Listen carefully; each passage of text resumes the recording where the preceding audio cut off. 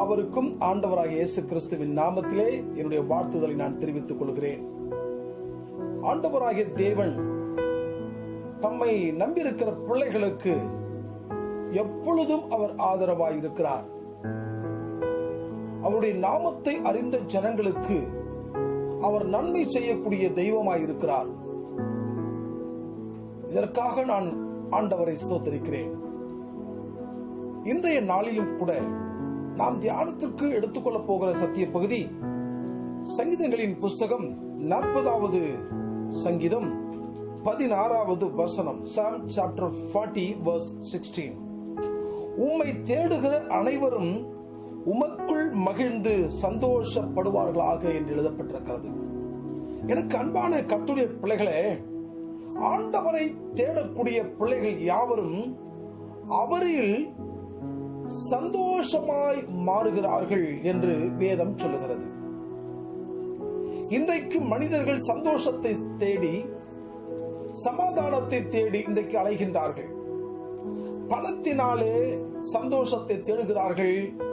பணத்தினாலே சந்தோஷத்தை சம்பாதிக்க முடியவில்லை.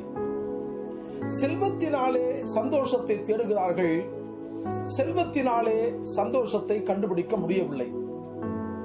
தங்களுடைய படிப்பினாலே, ஆஸ்தியினாலே, அந்தஸ்தினாலே, அழகினாலே, வருமானத்தினாலே, வேலையினாலே, எந்தெந்த வழிகளிலோ சந்தோஷத்தை மக்கள் தேடுகிறார்கள், கண்டடைய முடியவில்லை. எங்கு போனாலும் முடிவு துக்கமாய் மாறுகிறது, வியாகுலமாய் மாறுகிறது. ஏனென்று சொன்னால் நிரந்தரமான ஒரு சந்தோஷம் மனிதனுக்கு கிடைப்பது கிடையாது. ஆனால் வேதம் என்ன சொல்கிறது? உம்மை தேடுகிறவர்கள் உம்மில் மகிழ்ந்து அவர்கள் சந்தோஷப்படுகிறார்கள் என்று வேதம் நம்மை பார்த்து சொல்கிறது.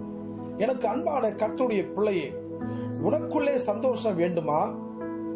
உனக்குள்ளே சமாதானம் வேண்டுமா?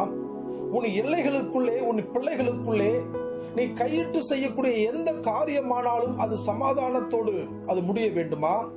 ஒரே ஒரு காரியம்தான், அவரை தேடினால் போதும்.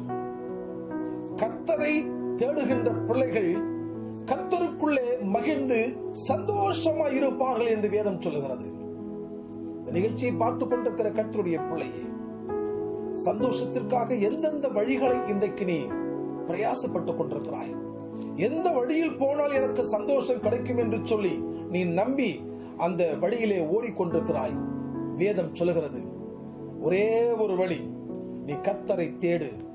ஒரே ஒரு வழி, நீ கர்த்தரை தேடும் பொழுது இனம் புரியாத ஒரு ஆசீர்வாதமும் சந்தோஷமும் உன்னுடைய வாழ்க்கையிலே கடந்து வருவது அதிக நிச்சயம்.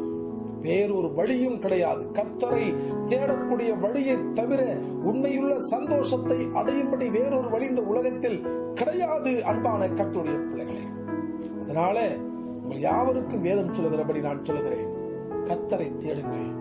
சந்தோஷம் தானாய் வீடு தேடி வரும். அதனால தான் வேதம் சொல்லுகிறது, சிங்கக்குட்டிகள் தாழ்ச்சி அடைந்து பட்டினியாய் இருக்கும், கர்த்தரை தேடுகிறவர்களுக்கோ ஒரு நன்மையும் குறைவுபடாது என்று எழுதப்பட்டிருக்கிறது. ஒரு நன்மையும் குறைவுபடாது. ஆம் பிரியமானவர்களே, குறைவுபடாத சந்தோஷம் உனக்குள்ளே கடந்து வர வேண்டுமா? நீ கர்த்தரை தேடு. கர்த்தர் தாமே இந்த வார்த்தைகளை ஆசீர்வதிப்பாராக. நாம் கண்களை மூடி செபிப்போம்.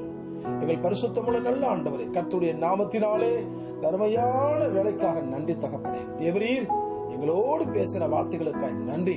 நீ தேடக்கூடிய பிள்ளைகளாய் நிகழ்ச்சியை பார்க்கிற எங்கள் ஒவ்வொருவரையும் ஆண்டவர் மாற்றுகிறாக, பெரிய காரியங்களை செய்கிறாக. இயேசு கிறிஸ்துவின் நாமத்தில் ஜெபிக்கிறோம் எங்கள் ஜீவனுள்ள நல்ல பிதாவே, ஆமென்.